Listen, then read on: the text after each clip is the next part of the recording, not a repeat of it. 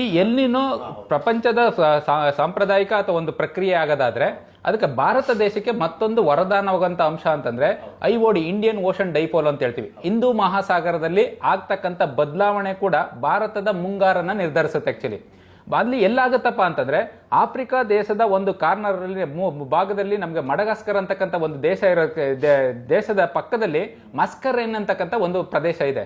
ಆ ಸಮುದ್ರದ ಆ ಮಸ್ಕರೇನ್ ಪ್ರದೇಶದ ತಡಿನಲ್ಲಿ ಒಂದು ಪ್ರೆಷರ್, ಅಧಿಕ ಗಾಳಿಯ ಒತ್ತಡದ ಒಂದು ಪ್ರದೇಶ ನಿರ್ಮಾಣ ಆಗುತ್ತೆ. ಅಲ್ಲಿ ಅಧಿಕ ಗಾಳಿಯ ಒತ್ತಡ ನಿರ್ಮಾಣ ಆದಾಗ ನಮ್ಮ ಕೇರಳ ಮತ್ತು ಕರ್ನಾಟಕ ಬಾರ್ಡರ್ ಅಲ್ಲಿ ನಮ್ಗೆ ಲೋ ಪ್ರೆಷರ್ ಅಂದ್ರೆ ಕಡಿಮೆ ಗಾಳಿಯ ಒತ್ತಡ ಇರ್ತಕ್ಕಂಥ ಸನ್ನಿವೇಶ ನಿರ್ಮಾಣ ಆಗುತ್ತೆ. ಆವಾಗ ಏನಾಗುತ್ತೆ, ಗಾಳಿ ಈ ಆಫ್ರಿಕಾ ದೇಶವನ್ನ ಸುತ್ತಕೊಂಡು ನಮಗೆ ಕೇರಳ ಕಡೆಗೆ ಒಂದು ಮುಂಗಾರು ಮಾರುತಗಳನ್ನ ಒತ್ತೊಯ್ಕ ಬರುತ್ತೆ. ಆವಾಗ ಈ ಹಿಂದೂ ಮಹಾಸಾಗರದಿಂದ ಆವಿಯಾಗಿರ್ತಕ್ಕಂಥ ನೀರಿಂದ ಮೋಡಗಳಾಗಿರ್ತವಲ್ಲ, ಆ ಮೋಡವನ್ನ ಆ ಕಡೆಗೆ ಹೊತ್ಕೊಂಡ್ಬಂದು ನಮ್ಮ ದೇಶಕ್ಕೆ ಹೆಚ್ಚಿನ ಮಳೆ ಸೂಸುವಂತ ಸಾಧ್ಯತೆ ಇರುತ್ತೆ. ಆ ಕಾರಣದಿಂದ ಎಲ್ಲಾ ಎಲ್ಲಿನ ವರ್ಷಗಳಲ್ಲೂ ಭಾರತದಲ್ಲಿ ಮಳೆ ಕಡಿಮೆ ಆಗೋದಿಲ್ಲ. 100ರಲ್ಲಿ 60% ಎಲ್ಲಿನ ವರ್ಷದಲ್ಲೂ ಕೂಡ ಭಾರತ ದೇಶ ಮತ್ತೆ ಕರ್ನಾಟಕ ರಾಜ್ಯದಲ್ಲಿ ಉತ್ತಮವಾದ ಮಳೆ ಆಗುತ್ತೆ. ಆದ್ರೆ ಈ ವರ್ಷ ಈ IOD ಅಂತಕ್ಕಂಥ ನಾನು ಏನ್ ಹೇಳಿದೆ, ಹಿಂದೂ ಮಹಾಸಾಗರದಲ್ಲಿ ಆಗುವಂತ ಬದಲಾವಣೆ ಕೂಡ ನಮ್ಗೆ ವಿರುದ್ಧವಾಗಿದೆ ಆಕ್ಚುಲಿ. ಹಾಗಾಗಿ ನಮ್ಗೆ ಈ ಸೂಪರ್ ಎಲ್ಲಿನೋ ಅಥವಾ ಕಡಿಮೆ ಮಳೆಯ ತೀವ್ರತೆ ನೋಡ್ತಕ್ಕಂಥ ಒಂದು ಇದಿದೆ. ಸೊ ಈ ಎರಡು ಅಂಶಗಳನ್ನ ಪರಿಗಣಿಸಿ ಭಾರತ ಹವಾಮಾನ ಇಲಾಖೆ, ಇಂಡಿಯಾ ಮೆಟರಾಲಜಿಕಲ್ ಡಿಪಾರ್ಟ್ಮೆಂಟ್ ಏನಿದೆ, ನಮ್ಗೆ ಈಗ ಆಲ್ರೆಡಿ ಏಪ್ರಿಲ್ ತಿಂಗಳಿನಲ್ಲಿ ಒಂದು ಮುನ್ಸೂಚನೆಯನ್ನು ನೀಡಿತು. ಈ ವರ್ಷ ದೇಶದಲ್ಲಿ ಮಳೆ ಕೊರತೆ ಆಗುತ್ತೆ, ಇವನ್ ಕರ್ನಾಟಕದಲ್ಲೂ ಕೂಡ ಕೊರತೆ ಆಗುತ್ತೆ ಅಂತಕ್ಕಂಥ ಸೂಚನೆಯನ್ನ ಆ ಸಂದರ್ಭದಲ್ಲೇ ನೀಡಿತ್ತು.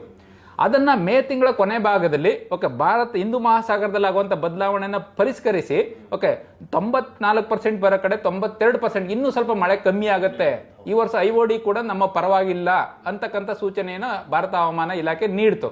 ಸೊ ಆ ಕಾರಣದಿಂದ ಏನಾಗ್ತಾ ಇದೆ, ಸೊ ನಮ್ಗೆ ಮಳೆ ಕಡಿಮೆ ಆಗ್ತಕ್ಕಂಥ ಒಂದು ಸಂದರ್ಭ ನಿರ್ಮಾಣ ಆಗ್ತಾ ಇದೆ. ಸೊ ಈಗ ನಾವು ಕಳೆದ ಒಂದು 7 ವರ್ಷವನ್ನ ನೋಡಿದ್ರೆ 2018ರಿಂದ 2023 ಬೇಸಿಗೆ ಹಂಗಾಮಿನಲ್ಲಿ ಮಾತ್ರ ಮಳೆ ಕೊರತೆ ಆಗಿತ್ತು. ಅದನ್ನ ಬಿಟ್ರೆ ಉಳಿದಂತೆ ಕಳೆದ 7-8 ವರ್ಷಗಳು ನಮ್ಗೆ ಉತ್ತಮವಾದಂಥ ಮಳೆಯನ್ನು ನಾವು ದಾಖಲು ಮಾಡಿದ್ವಿ ಆಕ್ಚುಲಿ. ಸೊ ಈ ವರ್ಷ ಈ ಒಂದು IOD ಮತ್ತೆ ಎಲ್ಲಿನೋ ಕೂಡ ನಮ್ಮ ವಿರುದ್ಧವಾಗಿರೋ ಕಾರಣದಿಂದ ಏನಾಗ್ತಾ ಇದೆ, ಈ ವರ್ಷ ಮಳೆ ಕಡಿಮೆ ಆಗುತ್ತೆ ಆಕ್ಚುಲಿ.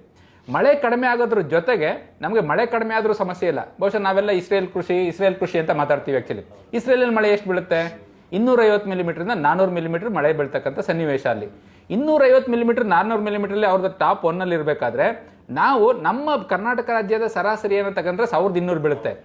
ಈವನ್ ನಮ್ಮ ದಕ್ಷಿಣ ಕರ್ನಾಟಕದ ಅವರೇಜ್ ತಗೊಂಡ್ರು ಕೂಡ 750ರಿಂದ 800 ಮಿಲಿಮೀಟರ್ ಮಳೆ ಬೀಳ್ತಕ್ಕಂಥ ಪ್ರದೇಶಗಳೇ ಜಾಸ್ತಿ ಇರ್ತಕ್ಕಂಥದ್ದು. ಸೊ 10% ಮಳೆ ಕಡಿಮೆ ಆದ್ರೆ ರೈತಂಗೆ ಸಮಸ್ಯೆ ಆಗೋದಿಲ್ಲ. ಆದ್ರೆ ಸಮಸ್ಯೆ ಎಲ್ಲಾಗ್ತಾ ಇದೆ ನಮಗೆ ಅಂತಂದ್ರೆ, ಬೇಕಾದಂತ ಮಳೆ ಉಯ್ಬೇಕಾದಂತ ಟೈಮ್ನಲ್ಲಿ ಉಯ್ತಾ ಇಲ್ಲ, ಉಯ್ಬೇಕಾದಂತ ಜಾಗದಲ್ಲಿ ಉಯ್ತಾ ಇಲ್ಲ. ಇದಕ್ಕೆ ನಾವು ಉದಾಹರಣೆ ಹೇಳೋದಾದ್ರೆ ಹಂಚಿಕೆನಲ್ಲಿ, ಮಳೆಯ ಹಂಚಿಕೆನಲ್ಲಿ ವ್ಯತ್ಯಾಸ ಆಗಿದೆ ಅಂತ. ಹಂಚಿಕೆನ ನಿಮ್ಗೆ ಉದಾಹರಣೆ ಹೇಳೋದಾದ್ರೆ, ನಾವು ಚಿಕ್ಕವರಾಗಿದ್ದಾಗ ದೇವನಹಳ್ಳಿನಲ್ಲಿ ಮಳೆ ಹೋದ್ರೆ ಇಲ್ಲಿ MG ರೋಡಲ್ಲೂ ಕೂಡ ಮಳೆ ಹುಯ್ತಾ ಇತ್ತು ಆಕ್ಚುಲಿ. ಅಂದ್ರೆ 30-35 ಕಿಲೋಮೀಟರ್ ದೂರದಲ್ಲಿದ್ದಾಗ ಮಳೆ ಹುಯ್ತಾ ಇತ್ತು ಆಕ್ಚುಲಿ.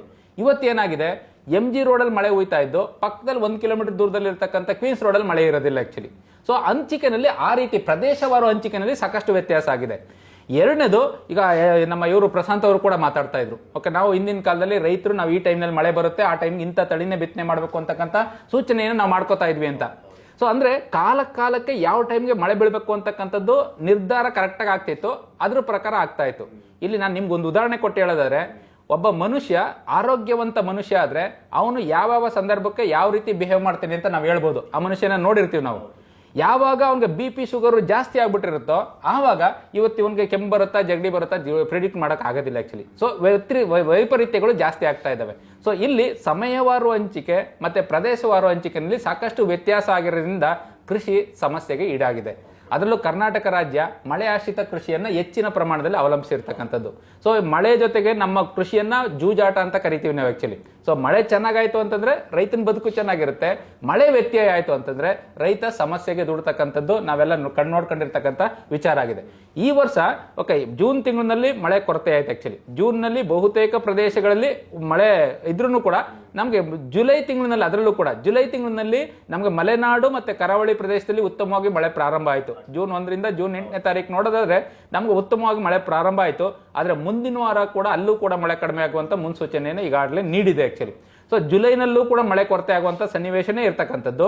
ಆಗಸ್ಟ್ ಸೆಪ್ಟೆಂಬರ್ ತಿಂಗಳಿನಲ್ಲಿ ಎಲ್ಲಿನೋ ಅಂತಕ್ಕಂಥದ್ರ ಪರಿಣಾಮ ಮತ್ತಷ್ಟು ಜಾಸ್ತಿ ಆಗುವಂತ ಸಾಧ್ಯತೆ ಇದೆ. ಹಾಗಾದಾಗ ಮಳೆ ಬಿದ್ರೂ ಕೂಡ ರೈತನಿಗೆ ಬೇಕಾದಂತ ಟೈಮಿಗೆ ಬೀಳೋದಿಲ್ಲ, ಬೇಕಾದ ಜಾಗದಲ್ಲಿ ಬೀಳೋದಿಲ್ಲ. ಮಳೆ ಬಂದ್ರೂ ಹೆಚ್ಚಾದ್ರೂ ಸಮಸ್ಯೆ ರೈತನಿಗೆ, ಮಳೆ ಕಡಿಮೆ ಆದ್ರೂ ಸಮಸ್ಯೆ ಆಗುತ್ತೆ. ಹಾಗಾಗಿ ಈ ವರ್ಷದ ಕೃಷಿ ಬದುಕು ಅಷ್ಟು ಉತ್ತಮವಾಗಿಲ್ಲ ಅಂತಕ್ಕಂಥ ವಿಚಾರವನ್ನ ನಾವು ಗಮನದಲ್ಲಿಟ್ಕೋಬೇಕು. ಅದಕ್ಕೆ ರೈತರು ತಮ್ಮನ್ನ ನಾವು ಎಲ್ಲರೂ ಕೂಡ ರೈತರು, ಸರ್ಕಾರ, ವಿಜ್ಞಾನಿಗಳು, ಮಾಧ್ಯಮ ಎಲ್ಲ ಕೂಡ ನಾವು ಅವರ ಒಂದು ಸಿದ್ಧತೆಯನ್ನ ಮಾಡ್ಕೊಳ್ಳೋದ್ರ ಮುಖಾಂತರ ರೈತರ ಜೀವನಕ್ಕೆ ಒಂದು ಇದನ್ನ ತುಂಬುವಂತ ಕೆಲಸ ಆಗ್ಬೇಕಾಗಿದೆ.